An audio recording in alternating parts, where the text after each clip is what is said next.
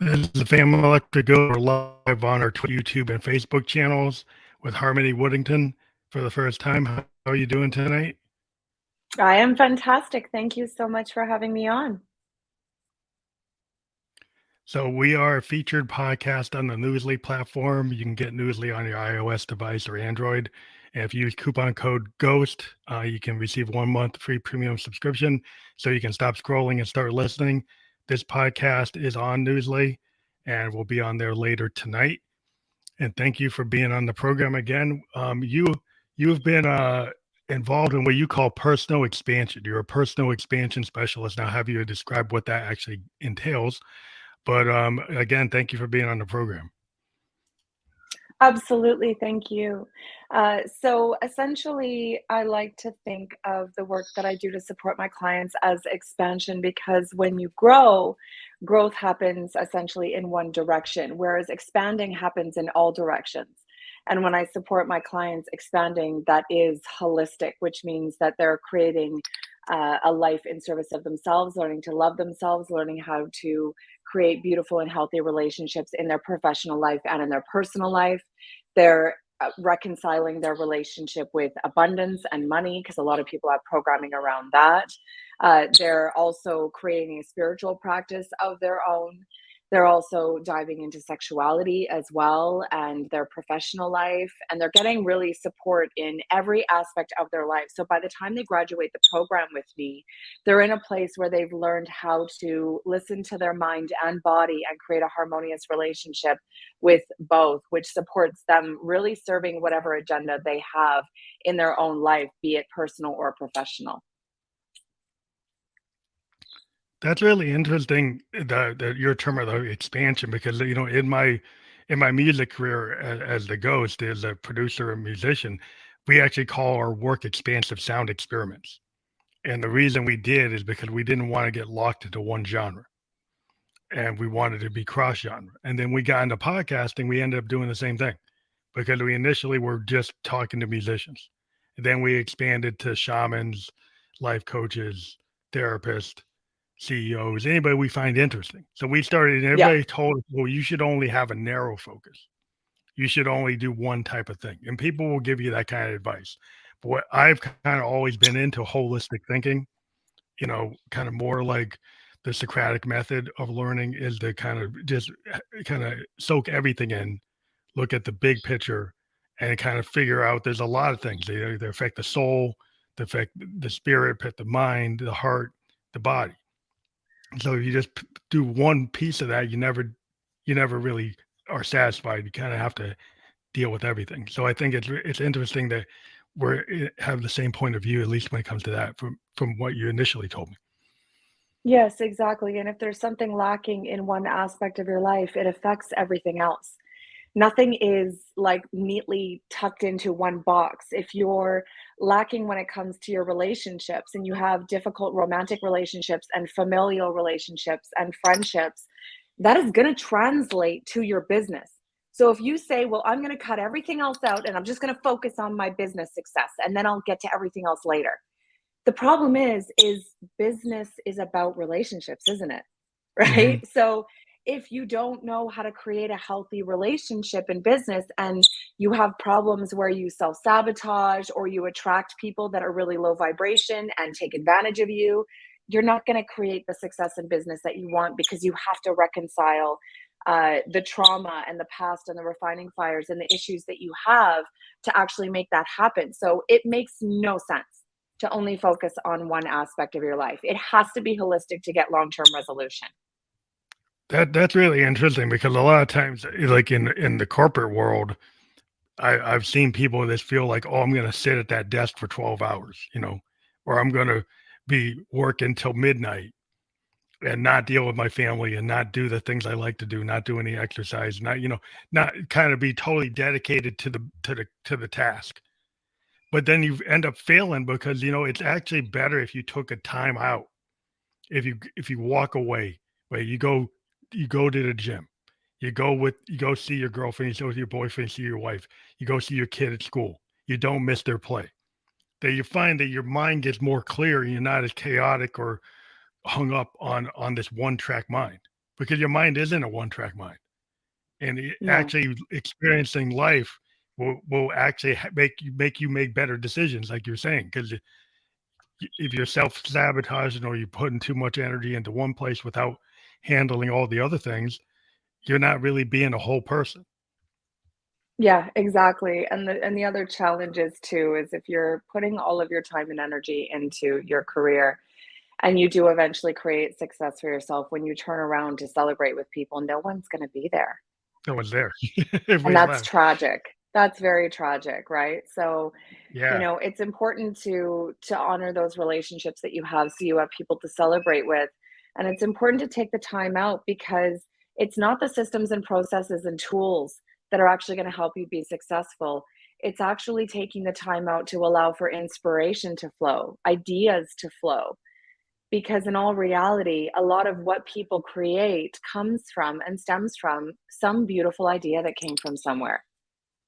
It wasn't Yep. some process, it wasn't some tool, it wasn't some course they took. They were in a moment in the forest and received divine inspiration, and that was the thing that helped them next level their world. So the timeout is paramount.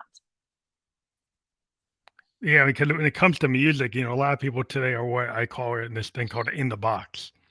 So they're using computers to create music, and I'm a keyboardist. I'm a pianist. I'm a horn player. So I'm a synthesist.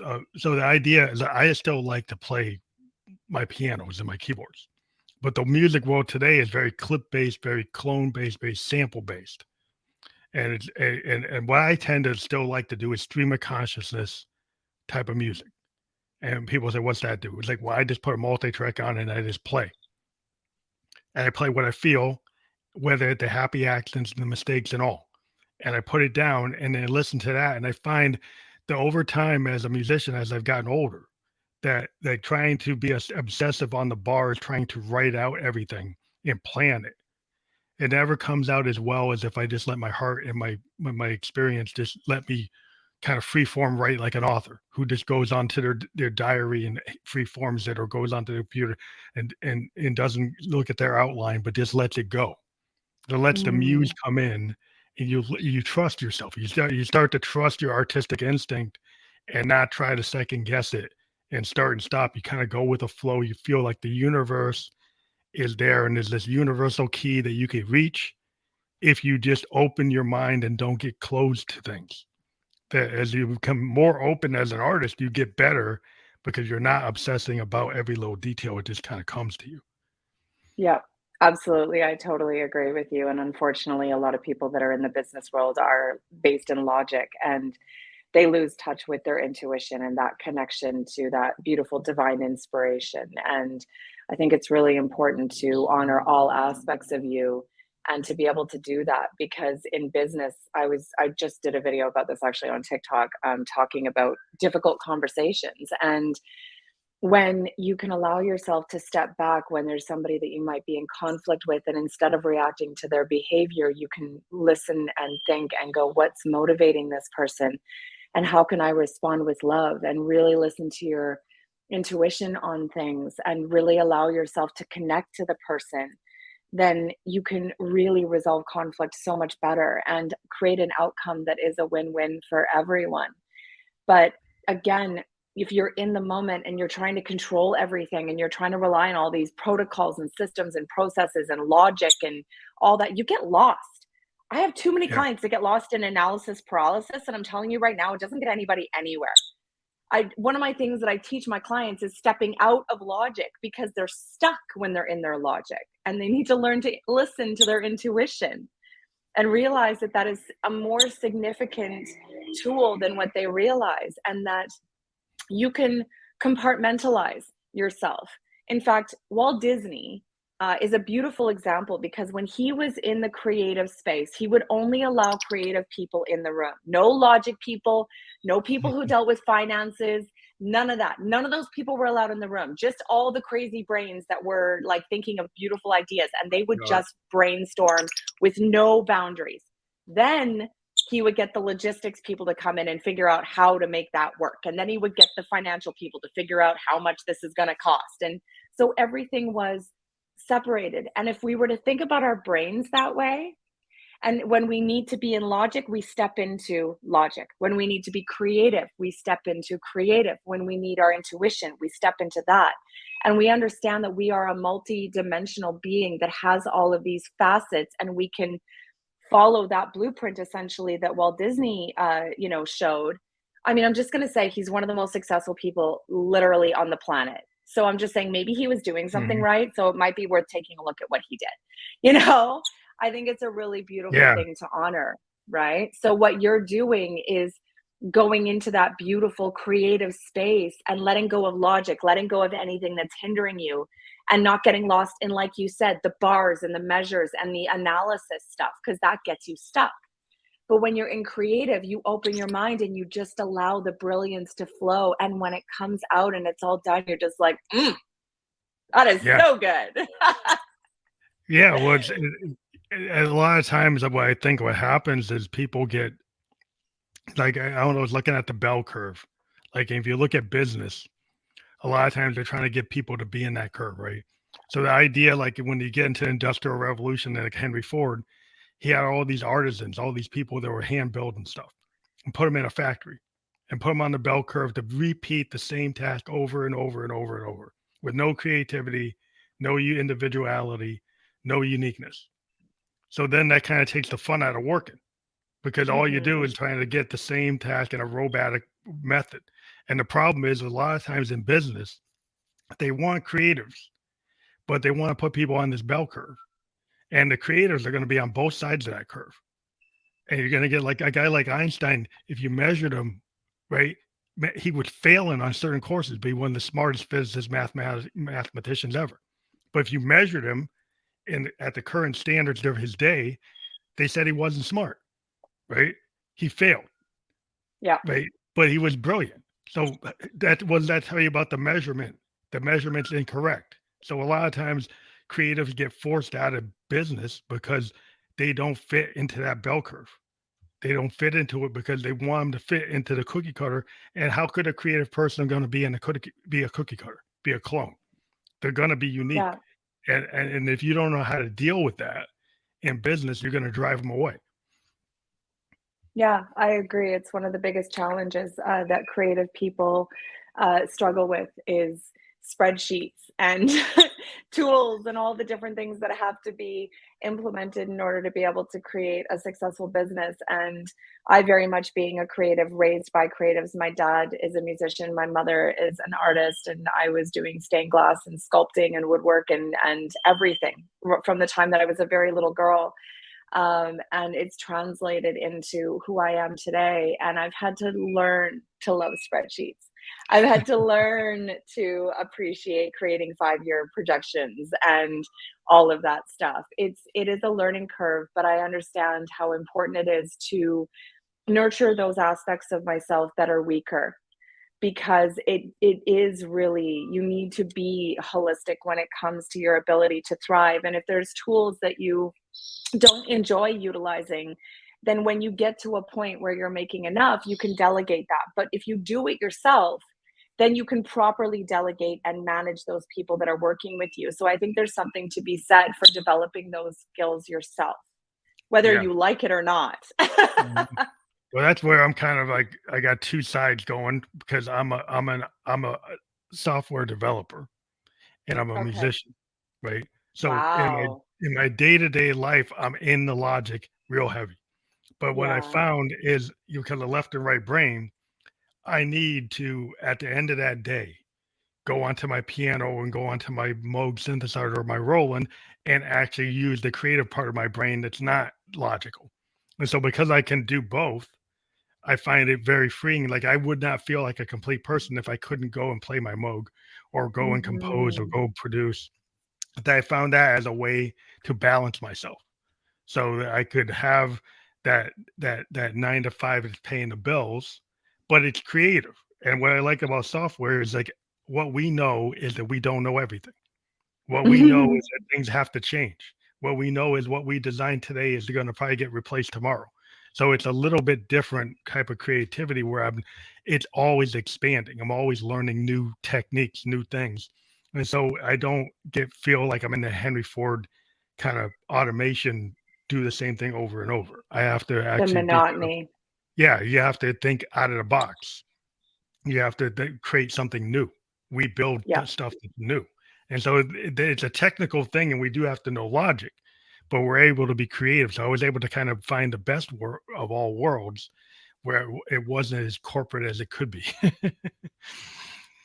That's beautiful. I totally respect that so much. It's really important to be able to nurture all sides of yourself. And if you are a creative mind and are not good with the monotony, it's important to be able to put yourself in a space where that aspect of you is being nurtured. Otherwise, it's literally soul sucking.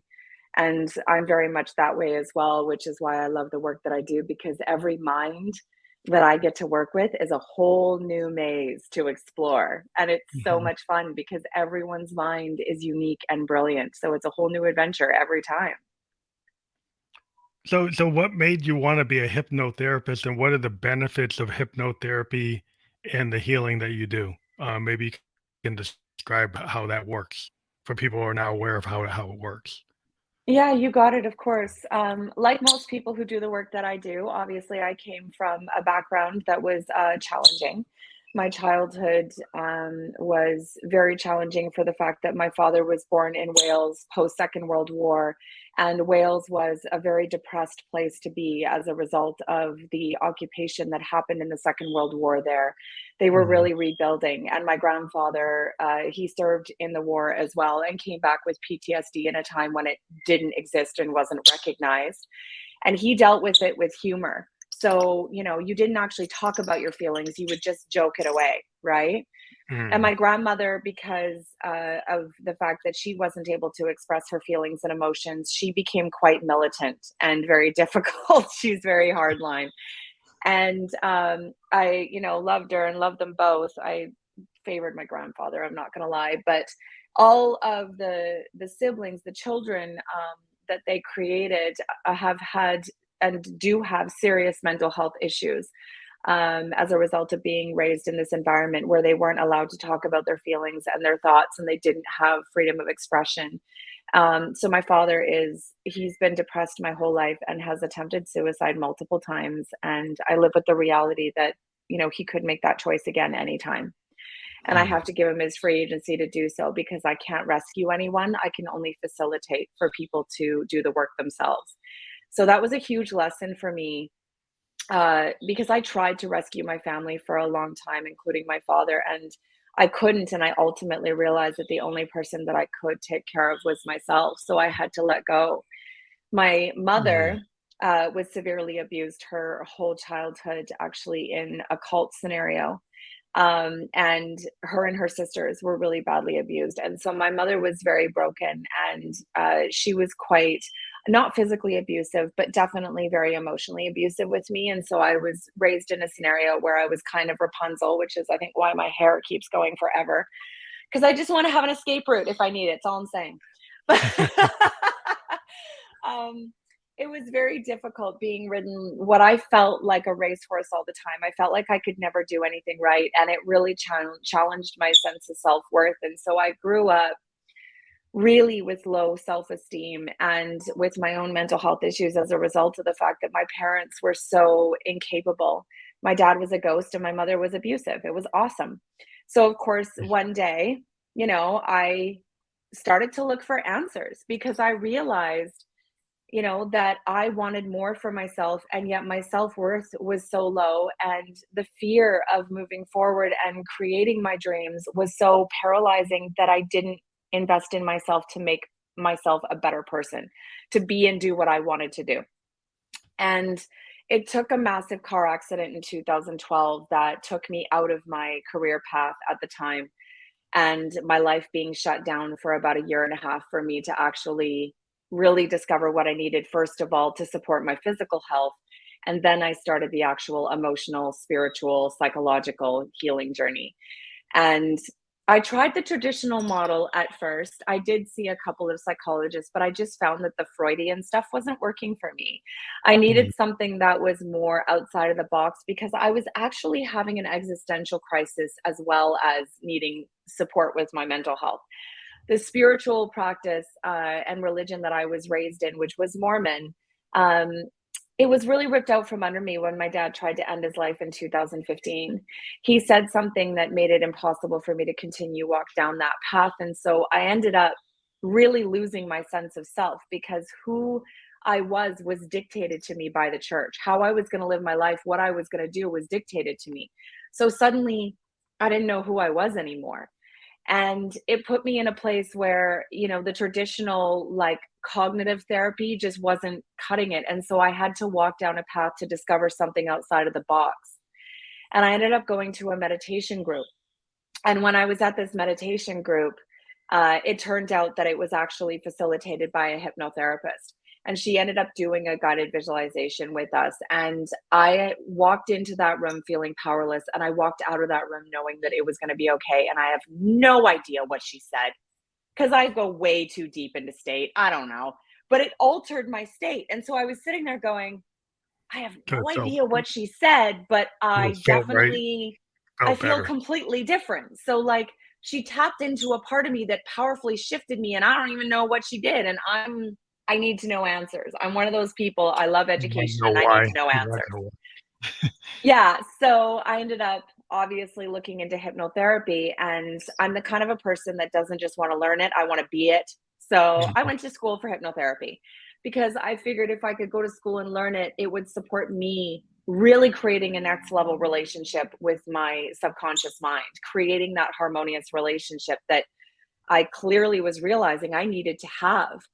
And on that journey, I became aware of the energy work as I was practicing with clients. And it left me feeling as though there was another aspect that I needed to tap into. And so I ended up then pursuing and taking a course in pranic healing. And then later on discovered Dr. Bradley Nelson, who uses kinesiological testing to find trapped emotions and to help clear them. And he's really based in science. He was a chiropractic practitioner. Mhm. And he wasn't getting results with his clients until he ended up realizing that there was an emotional root to where the pain was. And when he utilized the governing meridian and the kinesiological testing to do the work, it completely shifted it. And he was able to help his clients release what was not serving them and they wouldn't come back. So he was making less money, but he was getting resolution, which was Mhm. amazing. You're actually solving the So, problem, but not being able to yeah. have people come back. So I ended up coming to the realization that truly the answers that support me and my clients getting long-term resolution is in learning how to create a harmonious relationship between the conscious and the subconscious mind. Coming to the understanding that our mind is just like a phone. It has an iOS, it has programs, and they need to be updated just like your phone. Mhm. And that your body, you need to learn the language of the body and you need to work with it because when it is crying out in pain, it's trying to talk to you and you need to listen to it and work with it instead of taking a pill to shut it up. Yeah. And when you learn how to source what it's trying to tell you and how to work with it, all of a sudden you find yourself getting release and the pain isn't there anymore.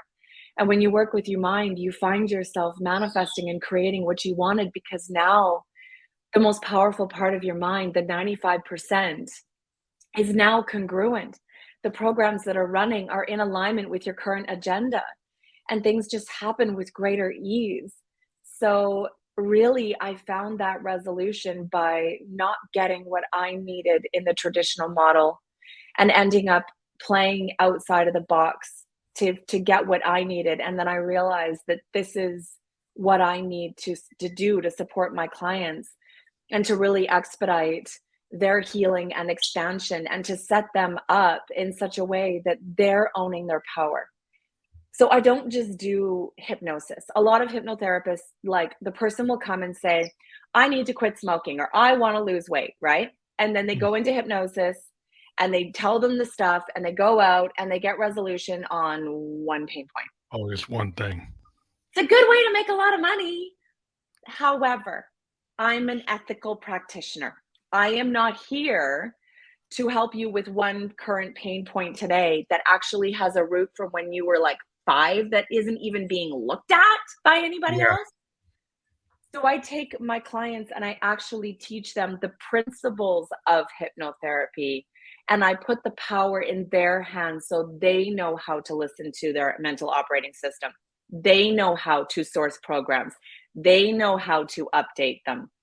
And they do the practice with me to the point where when they graduate, they are very successfully and beautifully self-communicating and owning their power and doing the work on their own, which means they graduate and they don't have to keep coming back unless, of course, there's something going on that they feel like they need support on. And clients obviously come back for here and there for things as they have new experiences in life, right? Because the work is done for the rest of your life.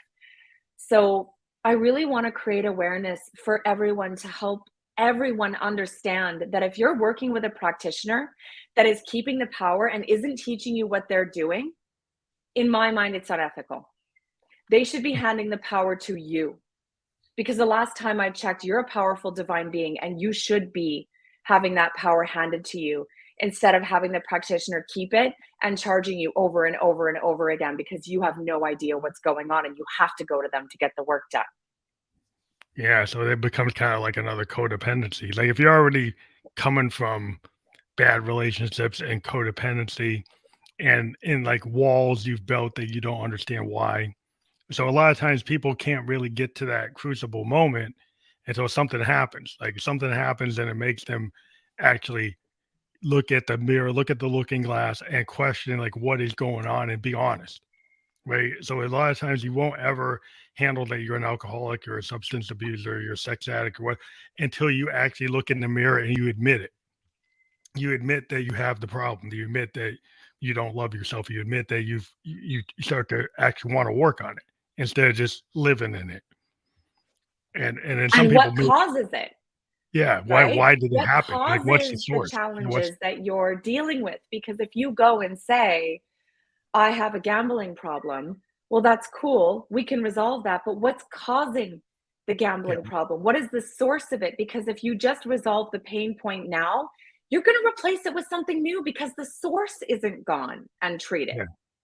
It could have been a deeper source that came from some other like abandonment or it came from it's like abuse or it came from a really if you don't address the root cause of anything, root cause analysis, it's like if it goes back to the beginning, like beginning of your family structure, what's happening as a child, what happened, right? What made you go and start having sex or start getting into drugs or start getting into gambling or do self sabotage? Why were you doing that?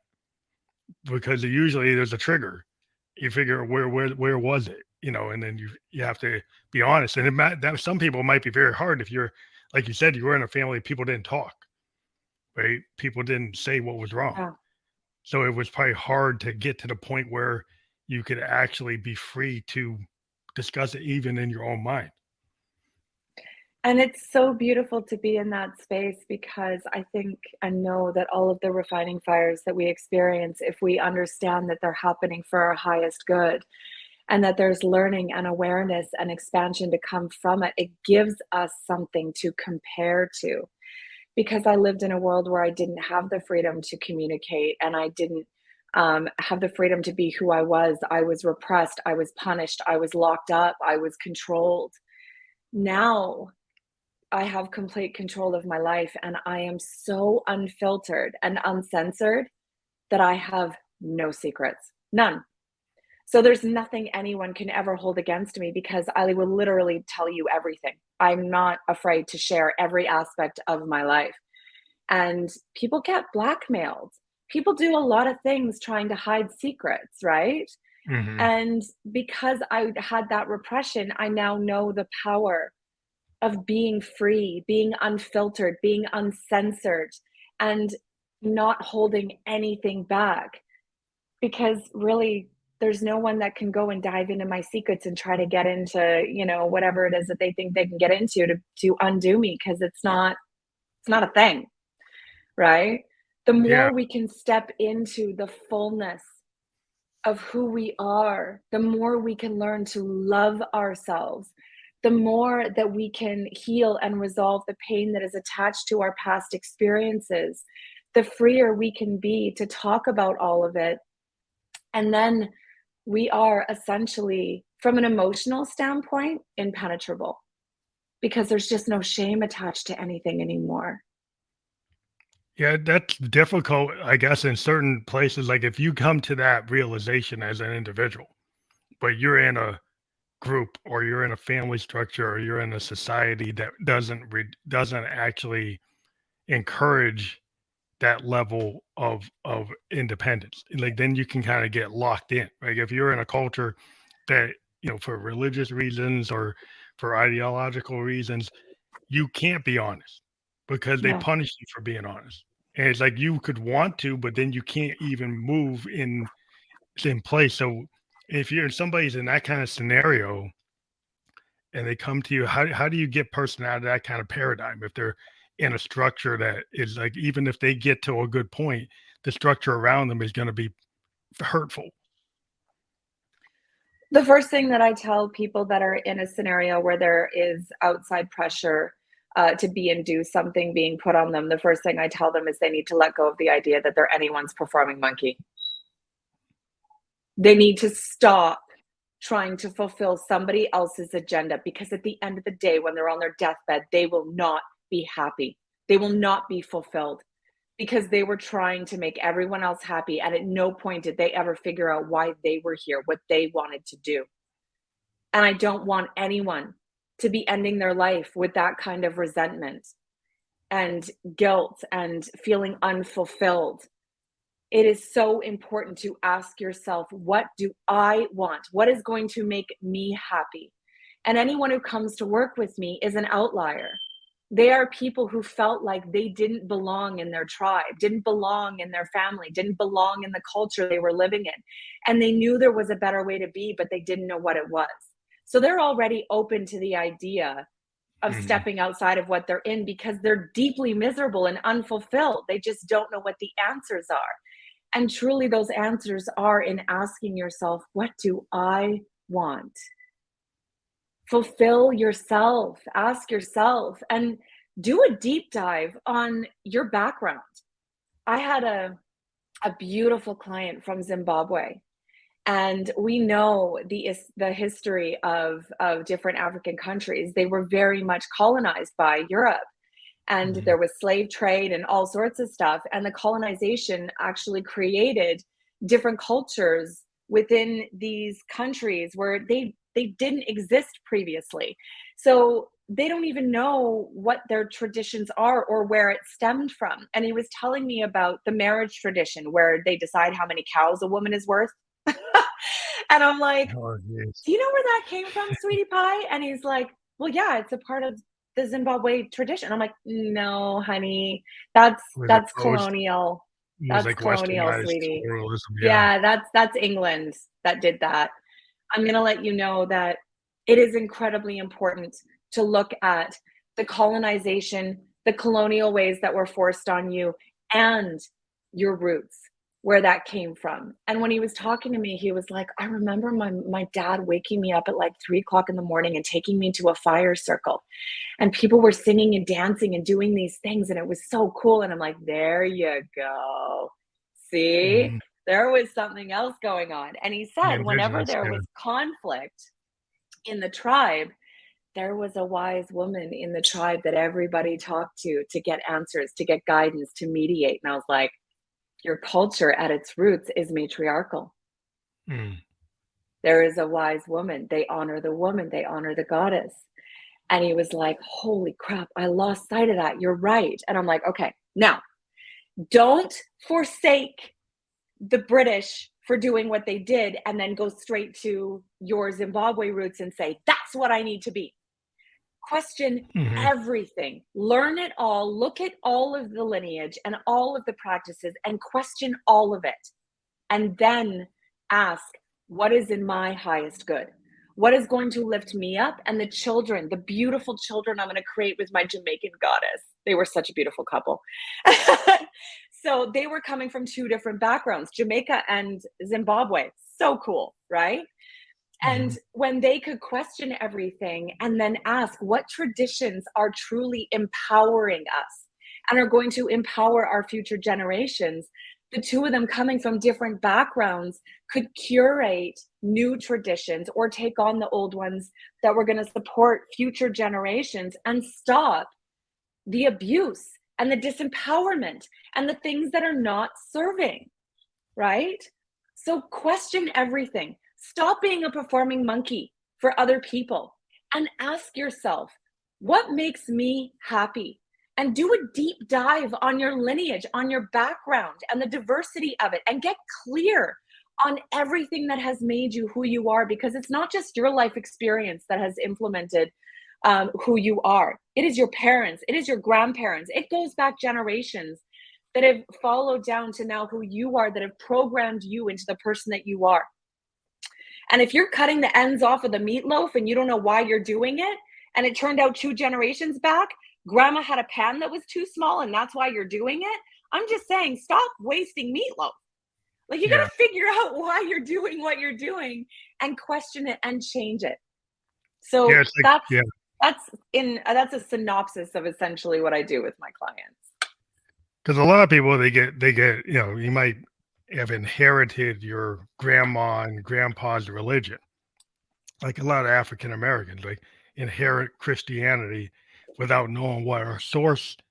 It might have been from Zimbabwe, it might have been from Ethiopia, it could have been from Tanzania, it could be like, but that wasn't my original religion. We kind of found No. it, and so then the problem is today we get into like this kind of situation where you have like people who have a problem in America is like, diversity. People don't like diversity, or they don't, minorities get put in situations, right? And then when you're in like your religion is then going and doing even more like stratification, because you might be doing stratification because somebody's sexuality. You might be doing stratification because with this and that, all kinds of things. So is that actually helpful for you going forward? Are you just doing this because grandpa was a Catholic, or grandpa was a Protestant, or grandpa? Are you just doing it because your family was? Does that really make you happy? Did you really make that choice? And I find there's a lot of people, at least in the African American community, sometimes they've just inherited things and they don't question it. They just say, "Well, Yes. that's what I'm supposed to be." And then it's like, "Well, is it really serving you? Is it really pushing you forward? Is it really making you make the right choices?" Because it's like, is it really your own decision?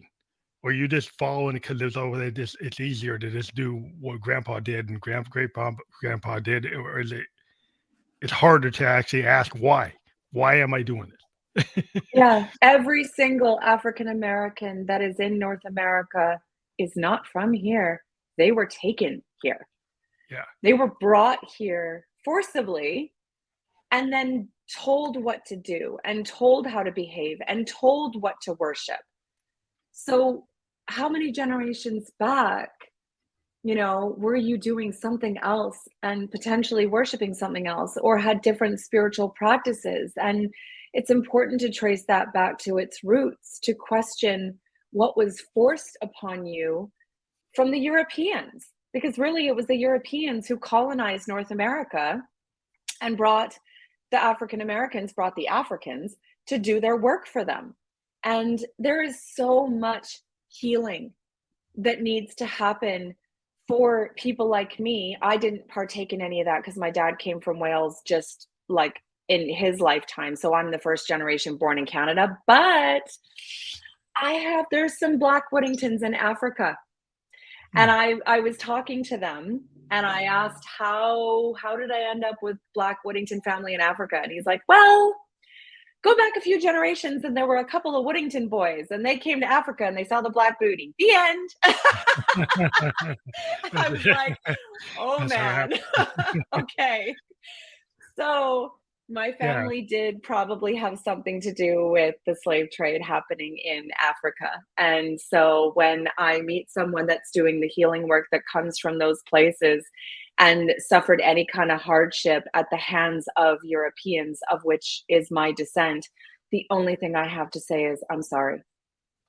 And I know I it don't, wasn't me. It yeah. I was mean, not me, but it was it's my not you family. directly. And I represent the pain. And the only thing I can do is say, I'm sorry, and listen.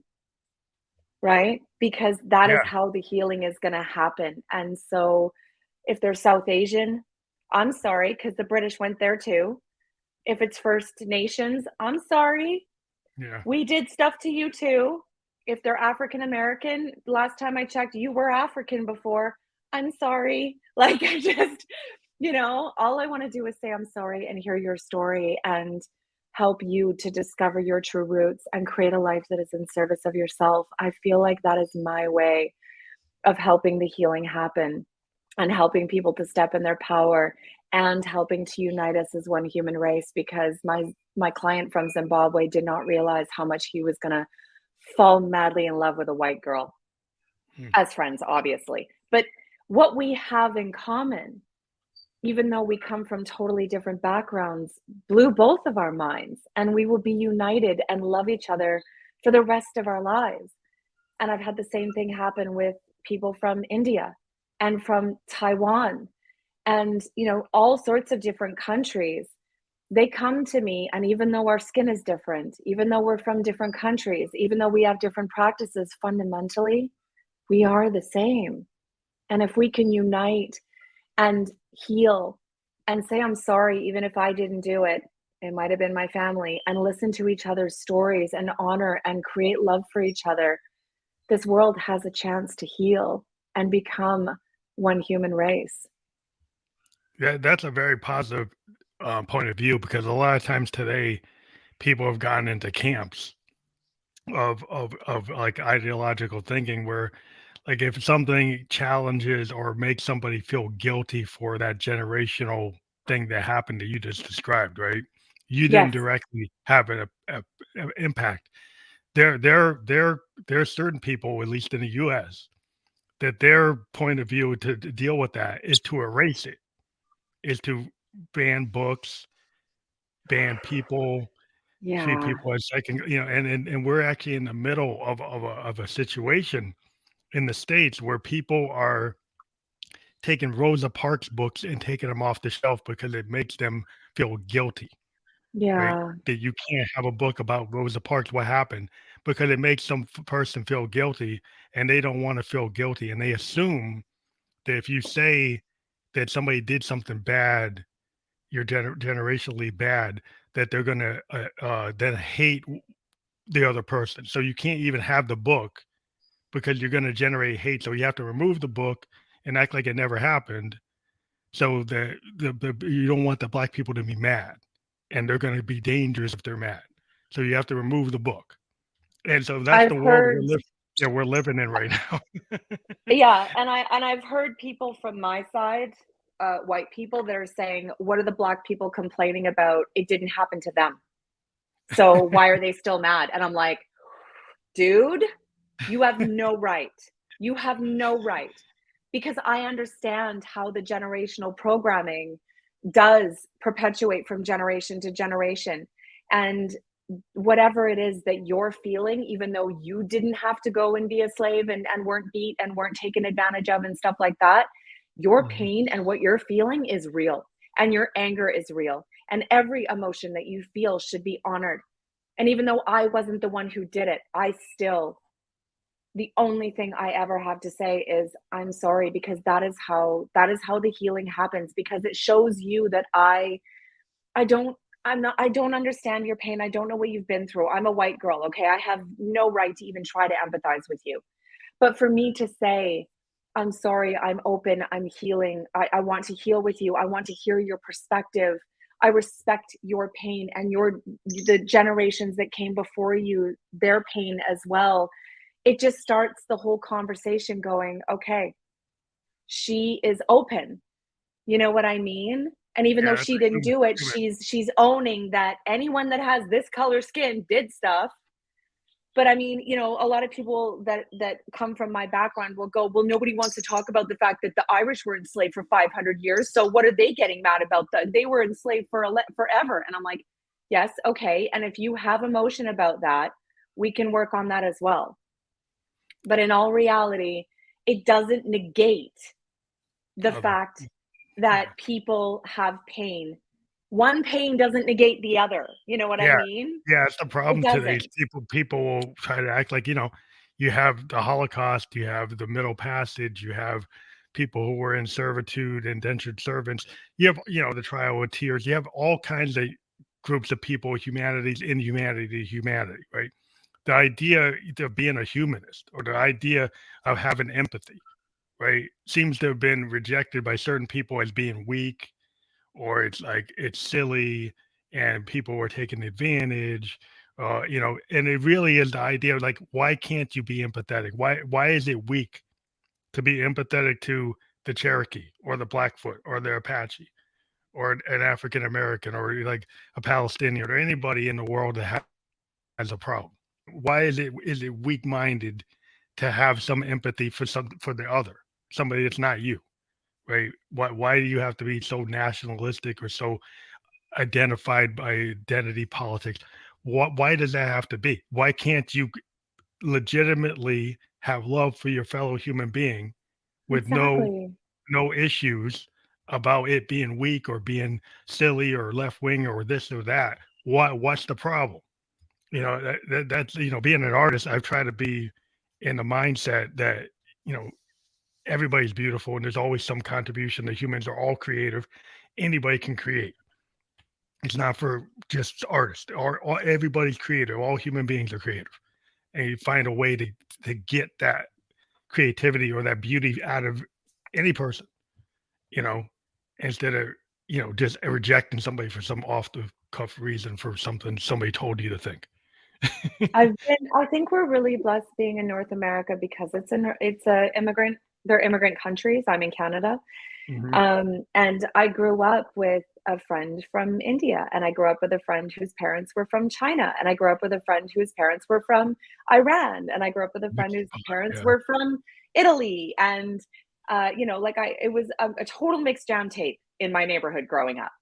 And yeah, when I wanted Iranian food, I went over to my girlfriend's house for Iranian. I got to have South Asian food and Chinese food and like home yeah. cooked. It was so much fun. I had a great time. And I think being able to grow up with that kind of diversity and being able to experience the different cultures and the different food and everything really set me up for success as a healer now, because I bathed in that multiculturalism and I pursue it actively today in my healing practice, because I wake up everyone that I work with to the fact that there is so much beauty in bathing in the diversity. And when we create awareness hanging out with somebody who's actually outside of our bubble, it helps us better observe ourselves.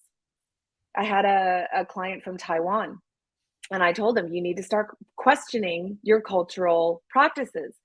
And Mhm. he was always around people from his background. When he started working with me at the suggestion of somebody from India, Mhm. he went into my treatment room. We did some work. He had to go powder his nose. He went to the washroom. And when he came back, he knocked on the door. He knew I was in there. He had Right. permission to be in there. And I was like, why did you just knock on the door before you came in? He's like, oh my gosh, you're right. That's a thing we do. That's a There's a cultural cultural thing. thing. Yeah. And I'm like, there you go. Now, none of your family or friends in your culture would have called that out, but because I'm white Canadian, it's not something that we do. Yeah. You're So wondering it's what was that? beautiful.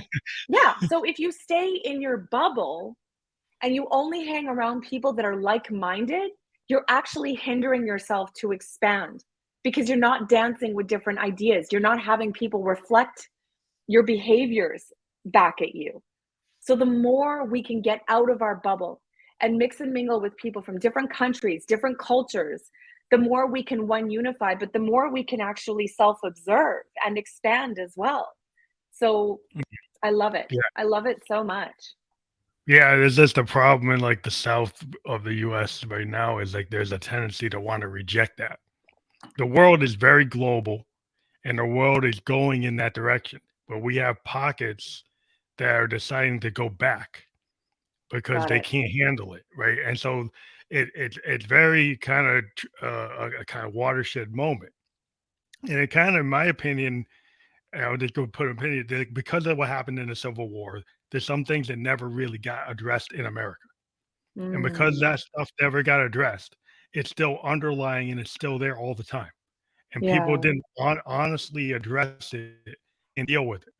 And so what you see happening in the US right now is because, in my opinion, it was never fully addressed and people never really apologized. They never really understood it. They thought they had a right to rebellion. They still Yeah. think they have a right to rebellion. They still think that they were right. Right. So it's like if you're in Nazi Germany, they actually go through and they have lessons and tell you shouldn't that was terrible. Right. That Yes. they you outlaw Nazism, you outlaw that, but they hold on to the Confederacy like a badge of honor and don't acknowledge the dangerous negative things about it. And so you go into the 21st century still maintaining that. How are you ever Wow. going to go forward when you say that there's nothing wrong with it? Yeah, that truly breaks my heart because it's fundamentally for me, the way that I function in my life is showing up with unconditional love in all things and in all situations and in all places. And so when I show up to interact with someone, I'm seeing you as a divine being and giving you unconditional love without you doing anything because you're not my performing monkey. You don't need to seek my approval. You're already brilliant and beautiful. And the only thing I ask myself when I'm mixing and mingling with somebody new is, are they in a victim mindset because they haven't stepped out of their refining fire, or are they on the expansion path? Now, if they're in a refining fire, maybe they're a client, Yeah, right? fine. Yeah, And you maybe help. they're ready to step out and do the work. If they are comfortable in their refining fire and they're really negative, I might not cherry pick them into my life. If they're on the expansion path and seeking answers, then I might just cherry pick that person into my life and dance with them. And so for me, I'm loving everyone unconditionally, but I'm only cherry picking those people that are aware of their power, that want to expand, that are seeking answers, that are doing the work to be a better person. You know what I mean? Would you call that emotional intelligence? Like if somebody is stuck in that bad path, right? They're not willing to expand. Is the Mm, emotional intelligence where you actually are willing to go and expand yourself? Actually, so the way that I was actually doing this with my clients in group coaching yesterday. The way that I define emotional intelligence is actually in learning how to recognize your emotion, how to name your emotion, how to hold space for it when it comes up, how to stop and not react in the moment when you are emotionally triggered, learning how to zip it, right? Learning how to actually like process and source where the emotion came from and release it so that you don't have to visit it again. So I teach my clients a process of how to actually honor their emotion because I firmly believe that there isn't an emotion that's bad. We call anger bad, but is it the anger that's bad or is it the thing you did to the person with your anger that was bad? Mm, Right? yeah. Anger by itself is actually not a bad emotion. If you're feeling anger, it's because there's pain. And the Mhm. anger is signaling to you there's something you need to visit in yourself. And you need to honor that anger and go, whew, all right, yep, I'm seeing red. Where's that coming from? And go back and figure out where that pain came from. It's only when we bury it and we don't honor it that it shows up in very inopportune times and we do things that literally we regret, right? Mhm. And it's Yeah, the action yeah. that is not good. It's not the emotion. And Mhm. we know that in general, in society, men are allowed to have three emotions: happy, mad, horny. That's all they get. It's got to be one of the three. And if it's not one of the three, they make it one of the three, right? Yeah, They're yeah, either happy or they're angry or they go to the bar. Like, yeah. that's pretty much how it works. Whereas women, we're emotional cripples. We're just all emotion. We're a hot mess. Everything controls, our emotion controls us. We don't even know what we're going to be being or doing in any minute. And we might end up being like all PMSy at one point, not like we're just a hot mess of emotion, right? So women apparently are emotionally incapacitated and we're just a hot mess. And men, well, they're allowed to have a tiny little spectrum of emotion. And so they never develop a relationship with their emotions. So when they get into a relationship, the men are expecting they're going to be dealing with a hot mess of a human who can't control their emotion and they can't properly name and communicate their emotions. So when there's an argument, when there's a breakdown, and they're sitting there trying to express their feelings to resolve things in a conflict, they can't. And they get frustrated because they're trying and they just can't. And women are not taught to honor and flow their emotion. And so they just end up being, because we're allowed to be emotional, we just vent everything all over the place, right? Mm, And both are unhealthy. Both are yeah. very unhealthy. We're Men both need kind to of walk the cross, path. you're both crossing each other and you're not connecting because you're No, on a disconnect. exactly. So men need to Yeah, walk a so that path makes to learn how to, in fact, it's really cute because my partner who I've been with for 9.5 years, he was saying, because he came from a beef farm, he was saying, when I started dating you, I had like these three emotions and that was it. And then you opened me up and I've got like thousands and I don't know what to do with all of them. And I'm like, you're welcome. I yeah. know I should come with a disclaimer, right? But it's beautiful because he's learned to sit down, honor his emotions, and speak them until I am hearing what he intended. So, what I do with my partner is I mirror. And that means that he vocalizes what he wants to say when he's feeling the emotion when we're talking. And I'll say, okay, I hear you saying this. And then he'll be like, no, that's not what I mean. Give me a minute. I got to try this again. And I will let him vocalize until what I am saying in response is exactly what he meant to say to me, to ensure that I'm truly hearing what he's trying to say instead of him saying something because he's an emotion, having it come out wrong, and then me getting mad because he said something wrong, but it wasn't what he meant, right? Mhm. Yeah. So that's emotional intelligence, and each sex essentially has their challenges and struggles and needs to walk a path to, one, hold space for our own emotion and learn how to honor and process it, and two, hold space for our partner's emotion and to allow for them to be able to develop their own language to communicate it as well. And so I have a very different definition of emotional intelligence. That's really interesting because the one thing I've always seen, I don't know, over my lifetime, if a man has too many emotions, sometimes women they don't like it because I guess they've been trained that men only have the three, right? So if you run into Yeah. a guy that is more emotionally complex, sometimes women would be turned off by it because they don't expect that, right? And they've never seen other men be that way and like don't know what to do with it. And so then you're like, well, you got to find somebody that can actually understand that.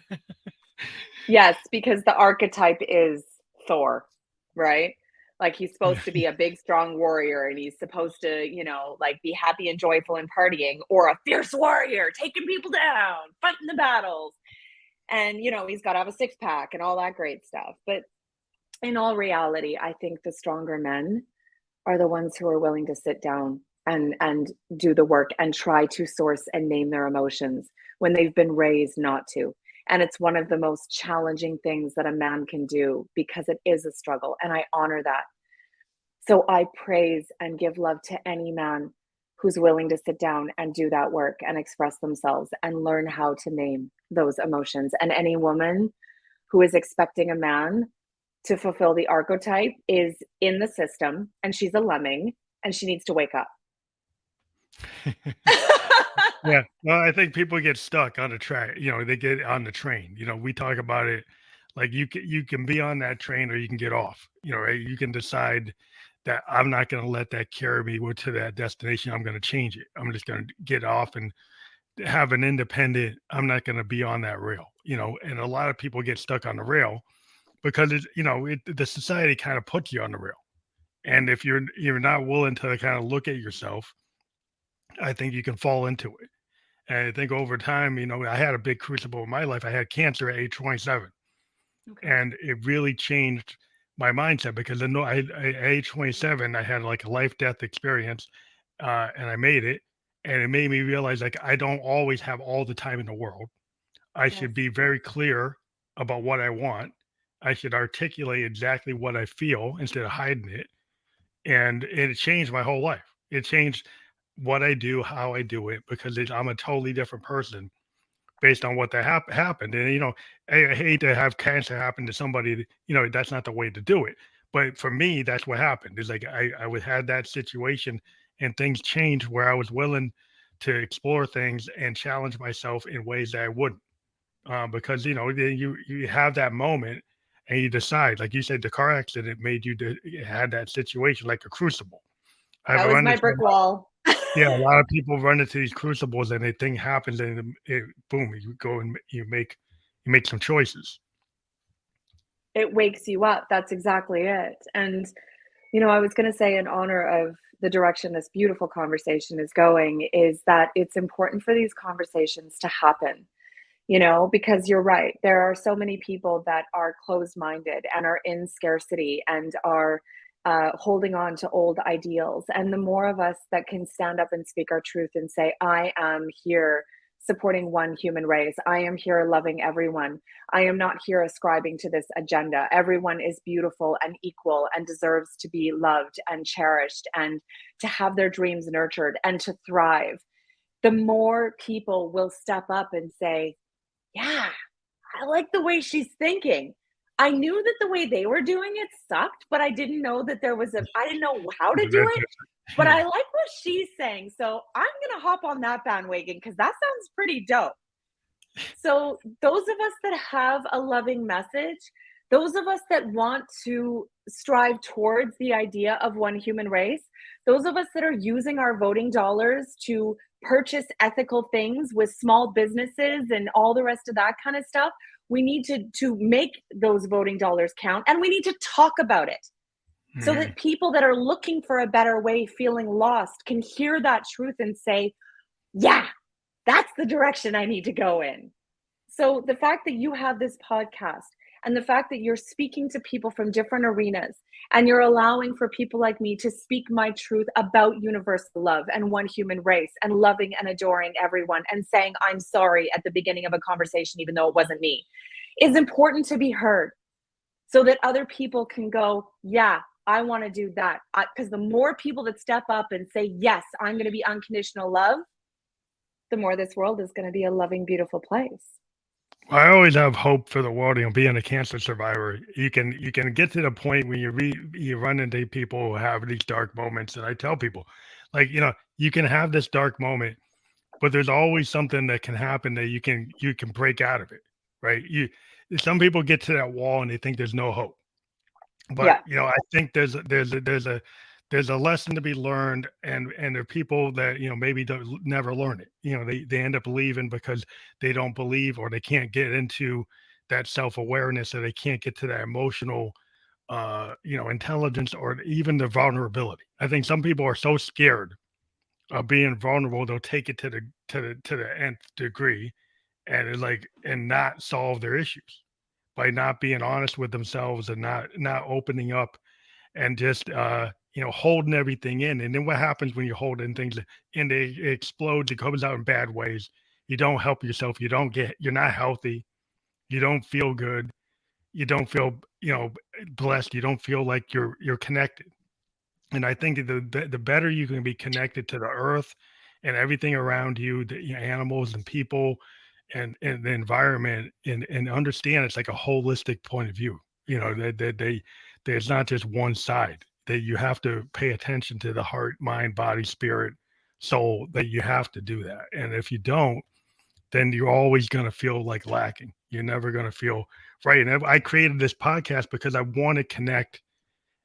Back in 2016, I wanted to connect as many people as possible. And I was a musician, and I found myself doing what a lot of musicians, just being by myself in Mm. my creative zone and not connecting during the artistic process. I said, well, I really need to connect more, because how am I going to write about things as an artist if I'm not connecting to anybody? And it's all just in my head. And I found I got to be a better writer and a better musician, and a better person by connecting to people all over the world through this podcast. That was the point of doing it, is this just to be able to talk to humanity. And that's why, and I'm glad you appreciate uh, what I'm doing, but I do. it's kind of cool to be able to do what we're doing tonight. I love what you said. I just want to touch base really quickly on vulnerability because you said a lot of people are afraid of being vulnerable. And yet, when you're unresolved, when you have guilt, when you have shame, when you have pain and trauma that you're holding on to, you are vulnerable because you're a house of buttons. And all it takes is one person to come and push that button, and you're going to do something you regret. So you're so vulnerable.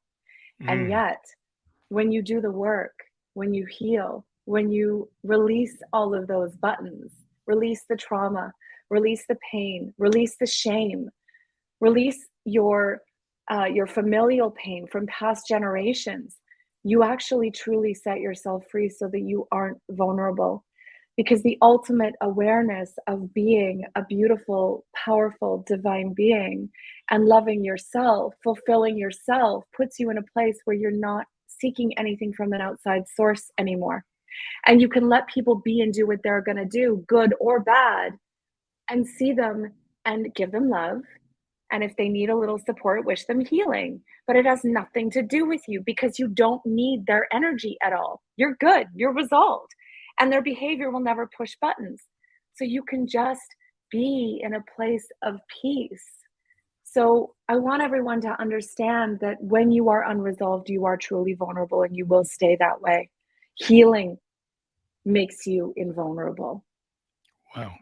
I hadn't really thought it that way, but that's probably the best description of vulnerability I've heard since I've been doing this, because I think a lot of people they don't see it the way you just said, and I think that's a really that's a very eye-opening point of view that you just pushed there. I think people go back and listen to that, because it's something that I'm going to take to heart, because I think it's when you talk to people like yourself, it's like the nuggets of knowledge through experience of being a therapist and going through things and actually healing people. It's very very insightful to be able to get different points of view, and Yes. and that's what I love to do. And we are kind of hit our target tonight. We hit over an hour, so yeah, I hate to close it out because we're I going think so it's a well. beautiful way to end this on that message, really. I think yeah, it's brilliant. So again, www.harmoneywoodington.com, and if people go to that website, what will they find there again? So you'll learn a little bit about me, who I work with, which is love warriors, and that is people who are called to do something to give love in some way. And for each individual, that's different. So if you find yourself feeling the calling to give love to the world in some way, and maybe you know what that is and you haven't stepped into it, or maybe you know what that is and you're afraid to step into it, I'm here to serve you, to see you stand in your power, to serve that agenda so that we can make this world a more loving place. You'll see the option of being able to book a free call with me if you feel inspired to do so, to get to know me better, to feel if we're a fit.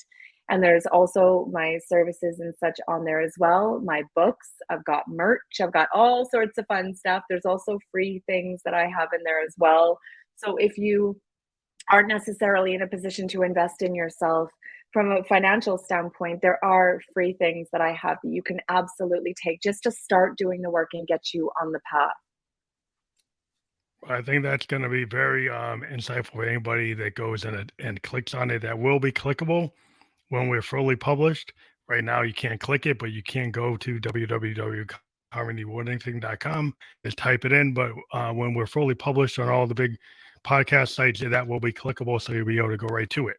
So we do encourage people to actually click the links of the people we talk to, because they usually have a lot of insightful things that you should check out.